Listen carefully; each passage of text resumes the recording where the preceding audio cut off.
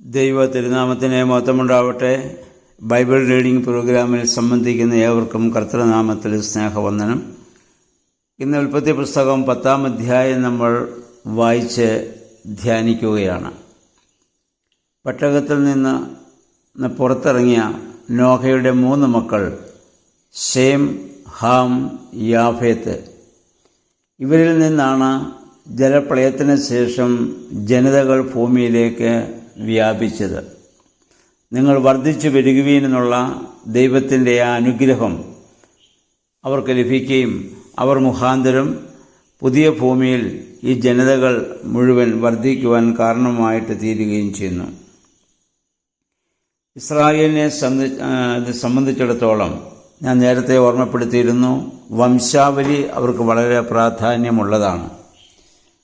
അപ്പം വംശങ്ങളുടെ പട്ടിക, ഇസ്രായേലികളുടെ ഒരു സാർവത്രികമായ വീക്ഷണം ഇവിടെ കാണാൻ പറ്റും. അത് അവരുടെ വംശാവലിയെ ബന്ധിക്കുന്ന ഒരു ഘടകം കൂടിയാണ്. അപ്പം നമുക്കിനി 12-ാം അധ്യായം മുതൽ അബ്രഹാമിനെ സകല ജാതികൾക്കും വേണ്ടി ദൈവം വിളിക്കുന്നതായി നമുക്ക് കാണാം. അവരുടെ ഉത്ഭവം ഇവിടെ വിവരിക്കുകയാണ്. അവരെല്ലാവരും ഈ പ്രളയകഥയിലെ നോഹയുടെ സന്തതികളാണ്. അപ്പം നോഹയുടെ സ്വാഭാവികമായ സന്താന വർധനവിൻ്റെ പട്ടിക ഇവിടെ കൊടുത്തിരിക്കുന്നു. നോഹയുടെ സന്തതികളെ 3ആയി തരംതിരിക്കുന്നതാണ് ഇവിടെ പ്രാധാന്യമർഹിക്കുന്നതായ വസ്തുത. ഇത് പുരാതനമായ ഇസ്രായേലിന് പരിചിതമായിരുന്ന രീതിയിൽ രാഷ്ട്രീയവും ഭൂമിശാസ്ത്രപരവുമായ ഒരു തരംതിരിക്കലാണ്. ഹാമ്യർ ഇസ്രായേലിൻ്റെ തെക്ക് ഈജിപ്തിൽ പാർത്തിരുന്നു. ഹാമിൻ്റെ മക്കൾ, യാഫേത്തിൻ്റെ മക്കൾ വടക്കും പടിഞ്ഞാറും, പ്രധാനമായും ഇൻഡോ ആര്യൻ ഗ്രൂപ്പാണ്. ശേമിൻ്റെ സന്തതി സിറിയ, പാലസ്തീൻ, മെസപ്പൊത്തോമിയ, അതിനു ചുറ്റുമുള്ള നാടുകളിലും വ്യാപരിക്കുന്നതായി നമ്മൾ കാണുന്നു. ഈ ശേമിൻ്റെ ആ പാരമ്പര്യത്തിൽ നിന്നാണ് നമ്മുടെ കർത്താവ് മനുഷ്യാവതാരം ചെയ്തത്. ഈ ഒരു പട്ടിക ഇവിടെ രേഖപ്പെടുത്തുന്ന കാലയളവിൽ അന്ന് നിലവിലിരുന്ന ആ അറിവിനെ അടിസ്ഥാനമാക്കിയിട്ടുള്ളതാണത്. എന്ന് പറഞ്ഞാൽ അബ്രഹാമിനെ ദൈവം വിളിക്കുന്നതിന് മുൻപ് നിലവിലിരുന്ന പ്രകാരമാണ് ഇവിടെ ഈ പട്ടിക ഇവിടെ ചേർത്തിരിക്കുന്നത്.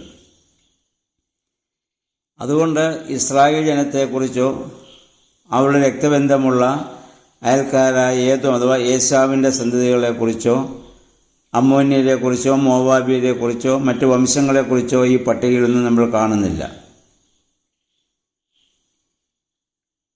ഈ വംശങ്ങളെയൊക്കെ ഭരിക്കാൻ പോകുന്ന ഇസ്രായേൽ അന്ന് ഭൂമിയിൽ ഉളവായിട്ടില്ല. അവർ വാസ്തവത്തിൽ ചരിത്രഗർഭത്തിൽ അവരന്ന് അവിടെ കുടികൊള്ളുന്നതേ ഉള്ളൂ. ഇനിയും നമ്മൾ ഈ പട്ടിക വായിക്കുമ്പോൾ ഇതിലേറ്റവും പ്രധാനപ്പെട്ട ഒരു വ്യക്തിയെ നമുക്ക് കാണാൻ പറ്റുന്നുണ്ട്. ആ വ്യക്തിയുടെ പേരാണ് നിമ്രോദ്. ഈ നിമ്രോദ് ഈ ഭൂമിയിൽ ജനിക്കുന്നത് നോഹയാൽ ശപിക്കപ്പെട്ട ഹാമിൻ്റെ മകൻ കനാൻ്റെ വംശപാരമ്പര്യത്തിൽ നിന്നാണ്. അവൻ വലിയ ഒരു നായാട്ട് വീരനായിരുന്നു അന്നത്തെ ലോകത്ത്.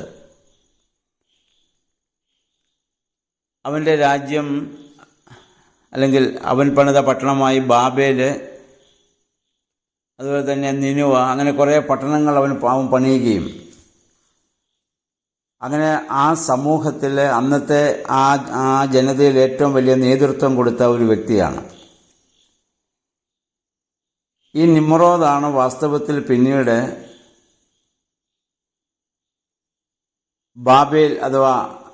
ബാബേൽ കോട്ട പണിയുവാൻ ജനത്തെ ഒന്നിപ്പിക്കുന്നതും അല്ല, വെളിപാട് പുസ്തകത്തിലേക്ക് നമ്മൾ വരുമ്പോൾ ബാബിലോൺ സംവിധാനം, ആ സംവിധാനത്തിൻ്റെ നായകനാണ് ഈ നിമ്രോദ് എന്ന് പറയുന്ന വ്യക്തി.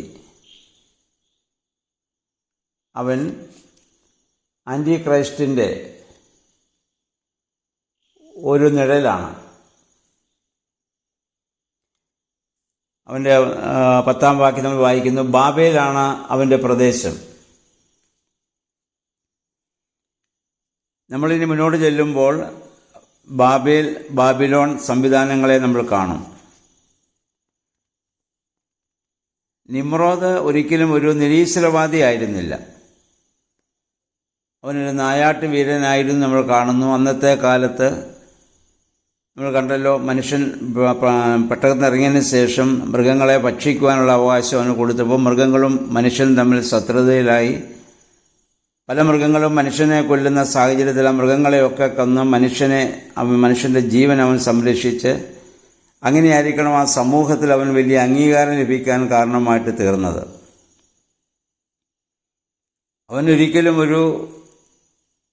നിമ്രോദ് ഒരിക്കലും ഒരു നിരീശ്വരവാദിയായിരുന്നില്ല. അവനും കായനെ പോലെ ഒരു മതഭക്തനാണ്, പക്ഷേ ആത്മീയനല്ല. മതഭക്തിയും ആത്മീയതയും രണ്ടാണ്. ഇന്നെല്ലാ മതങ്ങളിലും ആത്മീയതയേക്കാൾ കൂടുതൽ ശക്തിപ്പെടുന്നത് മതഭക്തിയാണ്. ആ മതഭക്തിയാണ് മത തീവ്രവാദത്തിലേക്ക് നമ്മളെ കൊണ്ടുപോകുന്നതും മറ്റുള്ളവരെ കൊന്നിട്ടായാലും എൻ്റെ മതത്തെ വളർത്തണമെന്ന ആഗ്രഹത്തിലേക്ക് നമ്മളെ കൊണ്ടുവരുന്നത് മതഭക്തിയാണ്. അത് പൈശാചികമാണ്. ആത്മീയത എല്ലാവരെയും സ്നേഹിക്കുക എന്നുള്ളത് മാത്രമാണ്. അന്നത്തെ കാലത്ത് ദൈവത്തെങ്കിലേക്ക് ജനത്തെ നടത്തുന്നു എന്ന രീതിയിൽ അവർക്ക് നേതൃത്വം കൊടുത്തൊരു വ്യക്തിയാണ് ഈ നിമ്രോദ്. നമ്മൾ മുന്നോട്ട് വരുമ്പോൾ ബാബിലോണിൻ്റെ സംവിധാനം പ്രവർത്തിക്കുന്നു അങ്ങനെ തന്നെയാണ്. ഈ ബാബിലോൺ എന്ന് പറയുന്നതും ഒരു മത സംവിധാനമാണ്. അതോടൊപ്പം അതൊരു വലിയ സാമ്പത്തിക സംവിധാനവുമാണ്. പണവും ദൈവിക ശുശ്രൂഷയും ഒരുമിച്ച് ചേരുമ്പോഴാണ് അത് ബാബേൽ സംവിധാനമാകുന്നത്. അങ്ങനെയാണ് പല ആളുകളും ചതിക്കപ്പെടുന്നതും. അവർ ദൈവവേലയാണ് ചെയ്യുന്നതെന്ന് അവർ വിചാരിക്കുന്നു. എന്നാൽ അത് ധനസമ്പാദനത്തിനുള്ള മാർഗം കൂടിയായതിനാൽ എല്ലാ ആളുകളും അതിലേക്കാണ് കൂടുതൽ ആകർഷിക്കപ്പെടുന്നത്. അപ്പം അത് മുഖാന്തരം അവർക്ക് പ്രശസ്തി നേടാനും സാധിക്കും. ഇന്നത്തെ ക്രൈസ്തവ സമൂഹം അങ്ങനെ ആയിട്ടില്ലേ എന്ന് നമ്മൾ ചിന്തിക്കേണ്ടിയിരിക്കുന്നു. സാധാരണ ജനങ്ങൾ ദൈവവേലയ്ക്ക് നൽകുന്ന പണം ഉപയോഗിച്ച് ആഡംബരമായ കാറും വലിയ വീടും അങ്ങനെ ജീവിത സൗകര്യങ്ങളൊക്കെ സ്വന്തമാക്കുന്ന ധാരാളം ശുശ്രൂഷകരെ നമുക്കിന്ന് ലോകത്ത് കാണാൻ പറ്റുന്നുണ്ട്. അവരൊക്കെ ആർക്കും വാസ്തവത്തിൽ യേശുക്രിസ്തുവിനോടോ അപ്പസ്തോലന്മാരോടോ യാതൊരു ബന്ധവുമില്ല. വലിയ സിനിമാ താരങ്ങളെ പോലെ അവർക്ക് ജീവിക്കാൻ സാധിക്കുന്നു. നമ്മൾ ആരെയും വിധിക്കാൻ വേണ്ടി പറയുന്നതല്ലിത്. എന്നാൽ ചില കാര്യങ്ങൾ കാണുമ്പോൾ നമ്മൾ അത് വളരെ ശ്രദ്ധിക്കണം. അതനുസരിച്ച് നമ്മുടെ ജീവിതത്തെ ക്രമപ്പെടുത്താൻ വേണ്ടി മാത്രമാണ് ഈ കാര്യങ്ങളൊക്കെ നമ്മൾ പറയുന്നത്. പണവും പ്രശസ്തിയും അധികാരവും ഒക്കെ തരുന്ന ക്രിസ്തീയ മതം തീർച്ചയായും ബാബിലോൺ സംവിധാനമാണ്. ജനങ്ങൾക്ക് ദൈവത്തെങ്കിലേക്കുള്ള കവാടം ഞങ്ങൾ വെളിപ്പെടുത്തി കൊടുക്കുന്നു എന്നാണ് അവർ അവകാശപ്പെടുന്നത്. എന്നാൽ വാസ്തവത്തിൽ അവർ ജനത്തെ നരകത്തിലേക്കാണ് കൊണ്ടുപോവുക. ഞാൻ വാതിലാകുന്നു എന്ന് പറഞ്ഞ നമ്മുടെ കർത്താവാണ് യെരുശലേം സംവിധാനത്തിൻ്റെ തുടക്കക്കാരൻ. ഈ നിമ്രോദ് ബാബേൽ സംവിധാനത്തിൻ്റെ 2 സംവിധാനമാണ് വേദപുസ്തകത്തിൽ ഇനി അവസാനം വരുന്ന കാണാൻ പറ്റുന്നത്. ഒന്ന് ബാബേൽ സംവിധാനം, ദൈവത്തെ കൂടാതെയുള്ള ആ ആത്മീയ പ്രവർത്തനം. ദൈവത്തിൻ്റെ പേരാണ് അവിടെ ഉപയോഗിക്കപ്പെടുന്നത്, അതാണ് ബാബേൽ സംവിധാനം. മറ്റേത് യെരുശലേം സംവിധാനമാണ്. അതിൻ്റെ നായകൻ, അതിൻ്റെ ആരംഭം നമ്മുടെ കർത്താവായ യേശുക്രിസ്തുവിലാണ്. അപ്പോൾ ഭാവിയിൽ ഇനി ഉദിച്ചു വരാൻ പോകുന്ന എതിർ ക്രിസ്തുവിൻ്റെ ഒരു മാതൃകയാണ് നിമ്രോദിൽ നമ്മളിവിടെ ഇപ്പോൾ കാണുന്നത്.